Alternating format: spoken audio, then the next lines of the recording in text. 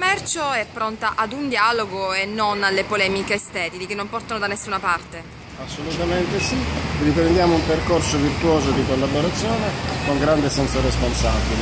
Siamo pronti su moltissimi punti a collaborare con l'amministrazione per rilanciare la città di Catania e tutta l'area metropolitana nelle attività e nell'offerta turistica, commerciale e quant'altro. Per fare questo bisogna strutturare i progetti con molta profondità e attenzione, con spirito di collaborazione, se no le idee spot non funzionano. E togliamo il campo alle polemiche sterili, andiamo a realizzare qualcosa di utile per la città, lavorando anche sui temi alti ma anche sulle esigenze delle piccole cose.